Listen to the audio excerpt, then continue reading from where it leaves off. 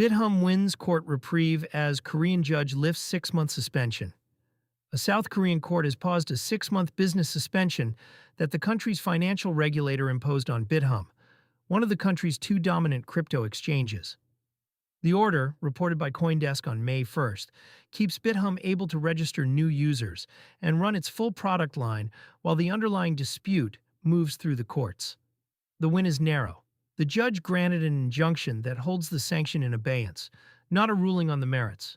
But for an industry that has spent the last 2 years watching Korean regulators tighten the screws on every domestic platform, the order is a meaningful break in the pattern. What the suspension would have done, the Financial Services Commission's earlier sanction targeted new business activity rather than existing accounts. In practice, that meant Bithumb would have been frozen out of one of its most important growth levers, retail signups, for half a year. Existing customers would still trade. New customers would have to go to South Korea competitor Upbit, which already controls the majority of domestic spot volume. A 6-month freeze on new accounts is the kind of penalty that compounds. Korean exchanges live and die by domestic order flow. Losing 2/4 of new account acquisition while a rival keeps taking sign-ups is the sort of damage that does not fully reverse once the suspension lifts. Bithumb's legal team argued that the harm from the sanction would be irreversible if enforced before the court ruled on whether it was lawful, which is the standard threshold for an injunction in Korean administrative law. The judge agreed. The suspension is on hold until the underlying case is resolved.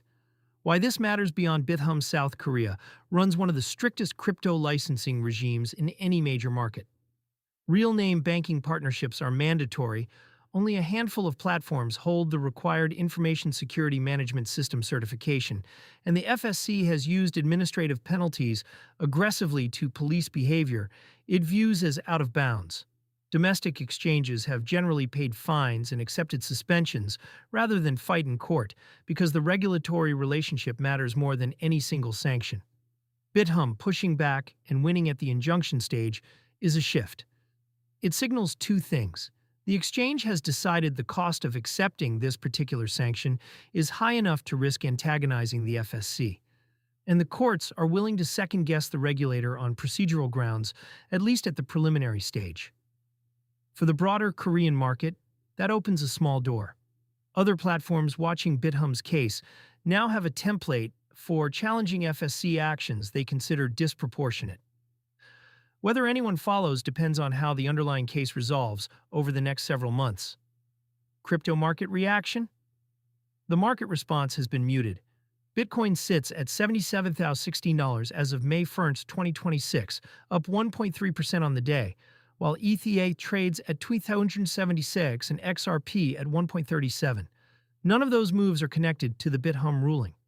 Korean court news rarely moves global crypto prices unless it sets precedent that flows back through to listing rules or capital controls.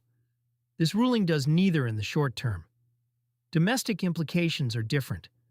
Bithumb's ability to keep onboarding through the appeal removes a structural advantage Upbit would otherwise have enjoyed for 2 quarters. Korean media coverage in the coming days will focus on how that changes the competitive dynamic at the top of the market, particularly on altcoin spot volume, where Bithumb has historically held a stronger share than its overall ranking suggests. What happens next? The injunction is procedural. The substantive case still needs a ruling on whether the FSC's original sanction was lawfully imposed. That decision is months away and either side can appeal. If Bithumb loses on the merits, the suspension snaps back into effect, and the time it bought through the injunction does not erase the underlying penalty. If Bithumb wins on the merits, the implications run further. A Korean court ruling that the FSC overreached on a major sanction would tighten the procedural standards regulators must meet on future enforcement actions. That is a harder constraint than any one penalty. For now, the practical outcome for users is unchanged. Bithumb operates normally. New signups are open. The deeper question, whether this is the start of Korean exchanges pushing back on regulators in court or a one-off, will not be answered until the case resolves.